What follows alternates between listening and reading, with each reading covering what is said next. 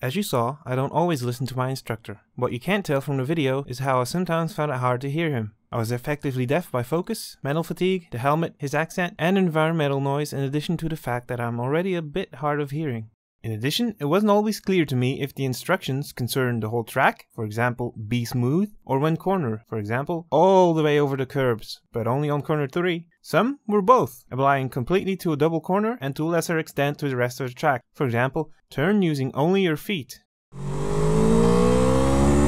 Ken Bannon. There is no need to brake at this speed, so turn in.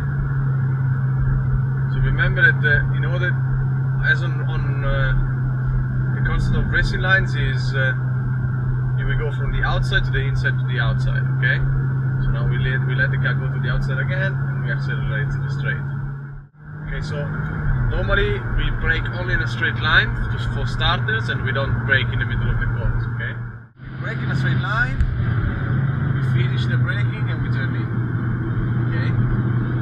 Because if I brake now, you know what happens to the car? You lose traction. You lose traction because what happens is that when you brake, the weight goes to the front, okay? Yeah. When you accelerate, it goes to the rear, okay? But when you brake, the weight goes to the front, but it unloads the rear tires, okay? Ah. So it's like fitting bigger tires in front and smaller tires in the rear. Yeah. It's the same. So you want to manage that kind of weight shift properly, because if you do a mistake with the weight shift, it's a problem. So for example, if I brake and turn, you see the car steps out. You see? Yeah. Whether if you see the next lap, if I brake, stop braking and turn, the car doesn't. You see, the car is very stable. If we do this, we can do whatever we want. The car is planned. But if you brake or if you make a mistake with your feet, so this simple thing you have here is not important. What is important is your feet.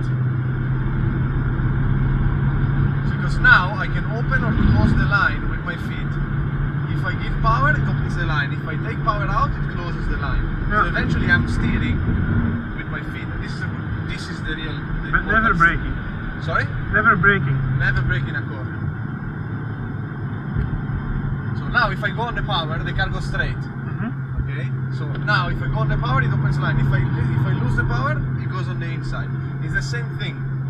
When I get out of the power, the weight goes to the front and the car tightens. When I accelerate, the weight goes to the rear and the car widens. If you go on the power, the weight goes to the rear and the car understeers. It has to be a dance. You're coming out from the steering, then you're going on power, coming out to the brakes, going into the steering. It is one seamless thing. Imagine balancing the car on a ball. So the car keeps on doing this. And it has to be seamless, it doesn't go. So it has to be smooth, and we want to use all the surface of the track, okay? Yeah. We want to release the weight. It's all about the weight. We want to release the weight out of the car. It has to be smooth. When you change lane, smooth. You don't want to feel this. So this corner you do it well. But for example, you do like this. You keep, and then release. Do you feel the car? How the car feels when you do that? The thing is that you want to open the wheel and you want to let the car go. So with the brakes, we want to go hard at first and then release the pressure, not soft and then hard. Okay? It's the other way around compared to what you're doing now. Release the brakes. Release the brakes means come out of the brakes slowly. Don't full braking and then zero. Roll, like you roll on the power, you roll off the brakes. And also the braking is, for the braking, you go on the brakes and then you roll out of them. Okay? You don't go braking and no brakes.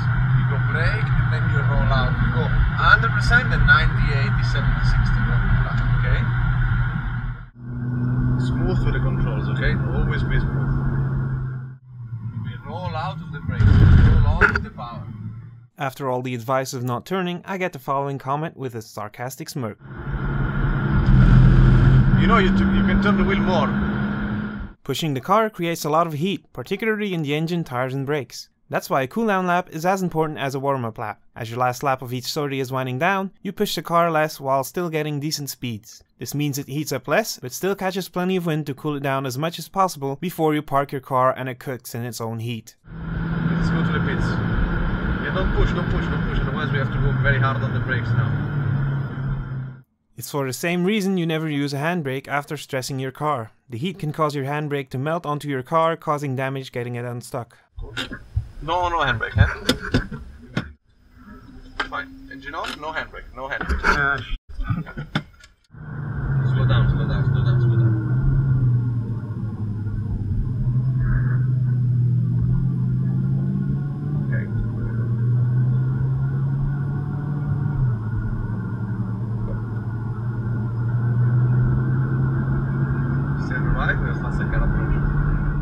Crashes are an unfortunate side effect of any motorsports. While to some they're a source of entertainment, they're a bit daunting when you're confronted with the possibility you might lose your own car. Driver error, mechanical failure, environmental hazards, and other pilots might all be lurking just around the corner. It's a good thing a track day provides a kick like no other.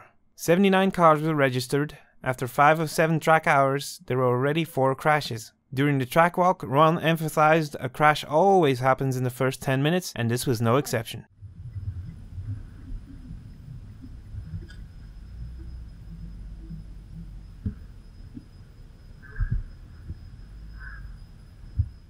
Now a quick sum up of my major errors. Error number 1. I tried to go too fast. I mean really, that's the whole point, right?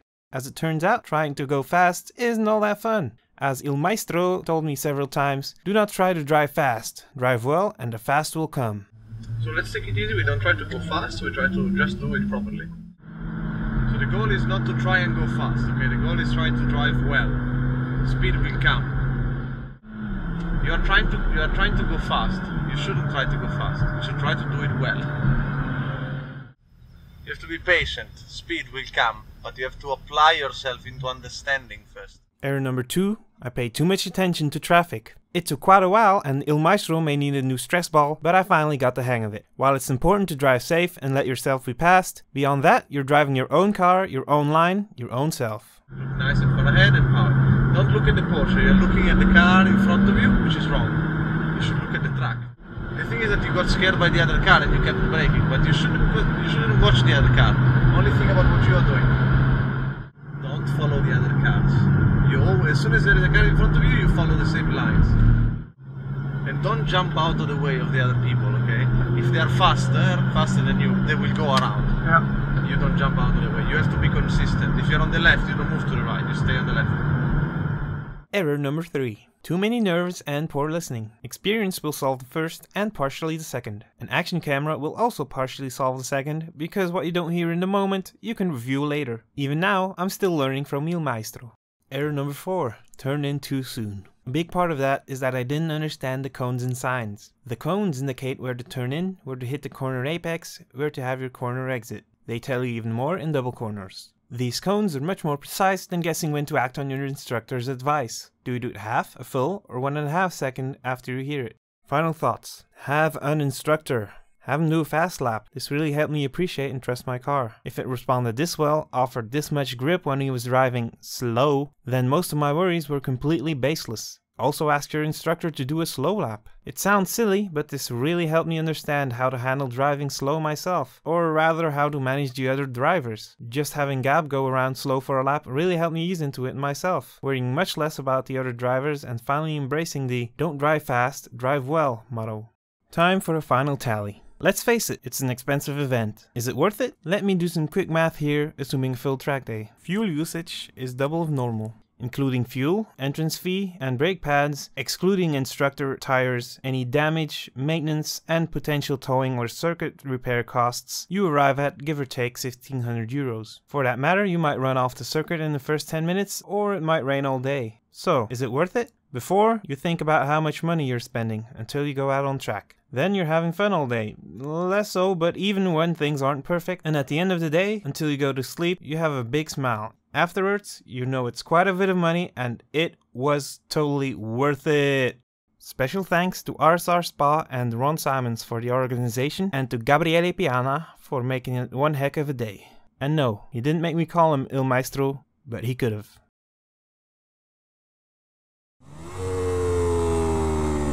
and done it.